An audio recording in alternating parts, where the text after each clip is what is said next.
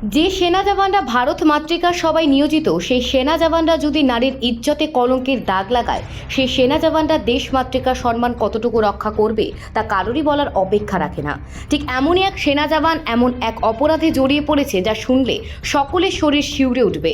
গোমতী জেলার উদয়পুর পশ্চিম খিলপাড়ার অমৃত দাসের ছেলে জয়দীপ দাস পূর্ব খিলপাড়া গোমতীপাড়ার এক যুবতী মেয়ের সাথে গত 2015 সালে প্রেমের সম্পর্ক গড়ে তোলে। 2019 সালে তারা কোর্ট অ্যাফিডেভিটের মাধ্যমে একে অপরকে স্বামী স্ত্রী হিসেবে মান্যতা দেয়। তারপর জয়দীপ দাস ইন্ডিয়ান আর্মিতে যোগদান করে।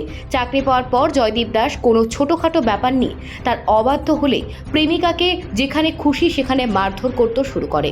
জয়দীপ দাস এর ইচ্ছা তার প্রেমিকা কখনো তার কথার অবাধ্য হতে পারবে না। পরে জয়দীপ দাস তার প্রেমিকাকে শারীরিক সম্পর্ক গড়ে তোলার প্রস্তাব দেয়, কিন্তু তাতে সে রাজি না হওয়ায় ওই যুবতী মেয়েটিকে বিভিন্নভাবে ব্ল্যাকমেইল করা শুরু করে। তাকে বলা হয় যদি একসাথে সে শারীরিক সম্পর্ক গড়ে না তোলে তাহলে মেয়েটির বিভিন্ন ছবি সামাজিক মাধ্যমে ভাইরাল করে দেবে। পরে মেয়েটিকে জয়দীপ দাস বিভিন্ন জায়গায় একাধিকবার বিভিন্নভাবে ভয় ভীতি এবং হুমকি দিয়ে ধর্ষণ করে। এদিকে মেয়েটির অজান্তেই জয়দীপ দাস ধর্ষণের সেই ভিডিও গোপনে ধারণ করে রাখে এবং পরবর্তী সময় সেই অশ্লীল ভিডিওগুলি সামাজিক মাধ্যমে একের পর এক ভাইরাল করতে থাকে। পরে বিষয়টি যুবতী মেয়েটি এবং তার বাড়ির লোকজনের নজরে আসে। এত কিছু হওয়ার পর নিরুপায় হয়ে নাবালিকা মেয়েটি যদি দেশকে বিয়ে করার কথা বলে সে অস্বীকার করে। পরে বাধ্য হয়ে গত 15 মে মেয়েটি তার পুরো মহিলা থানার জয়দীপ দাসের বিরুদ্ধে লিখিত অভিযোগ দায়ের করে। পরে পুলিশ সেই অভিযোগ মূলে ভারতীয় দণ্ডবিধি 376(2)(N 506, 67 এ ধারায় মামলা নথিভুক্ত করে। মামলা হাতে নেওয়ার পর আর পুর মহিলা থানার পুলিশের যা কর্তব্য ছিল তা পালন করেনি, অর্থাৎ অভিযুক্ত সেনা জওয়ান জয়দীপ দাসকে বহাল তবিয়তে রেখেছে পুলিশ। আজ এতদিন হয়ে গেল অভিযুক্ত জয়দীপ দাসকে গ্রেপ্তারের দরকার বলে মনে করেনি পুর মহিলা থানার পুলিশ, এবং বরং মামলার সম্বন্ধে জানতে চাইলে বিভিন্নভাবে ধমক দিচ্ছে পুলিশ। এদিকে পুর মহিলা থানার পুলিশের এই ধরনের ভূমিকা নিয়েও এলাকায় সাধারণ মানুষের মধ্যে উঠছে নানা প্রশ্ন। এই অবস্থায় দাঁড়িয়ে নির্যাতিতা যুবতী মেয়েটি প্রশাসনের কাছে জয়দীপ দাসের কঠোর শাস্তির দাবি জানিয়েছেন। 2015 থেকে একটা ছেলের সাথে আমার রিলেশন আছে। এর নাম হচ্ছে জয়দীপ দাস, বাবার নাম অমৃত দাস, বাড়ি হচ্ছে কিলপাড়া নিয়ার গ্যাস গোডাউনের এদিকে। আচ্ছা। আর বর্তমানে তো এখন যে ফৌজের ভিতরেই চাকরি করতেছে। এর লগে আমার রিলেশন তো 2015 থেকে সব কিছু ভালো ভালো চলে, অনেক কিছু ভালো চলে। চলতে চলতে 2019 আসার পর হ্যাঁ আর্মির জব পায়। জব পাওয়ার পরে তো এই 1 বছর যাওয়ার পর কোর্ট ম্যারেজ করছে আর কি আমার লোক।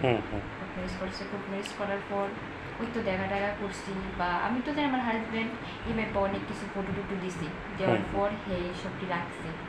রাখার পর থেকে হ্যাঁ এরপর তো শুরু হয়েছে হেয়ার ব্ল্যাকমেইলিং। তুমি এদিকে না এলে তুই অক্ষণ এদিকে নাহলে তোর এরকম করবো এরকম করবো, অনেক কিছু রেখা সেটা নিয়ে সেটা বিরুদ্ধে বলতেছি, অনেক কিছু করছে। তোমার লোক শারীরিক সম্পর্ক হয়েছে? হ্যাঁ অনেকবার নিজের অনেক বিরুদ্ধ হতে অনেকবার শারীরিক সম্পর্ক করছে। এইসব ফটো ভিডিও দেখায় সেটা ব্ল্যাকমেইল করে না? হ্যাঁ ব্ল্যাকমেইল করে। আর হ্যাঁ অনেকবার আমার মারছে, অনেকবার মারছে, যেদিকে পারছে এদিকে।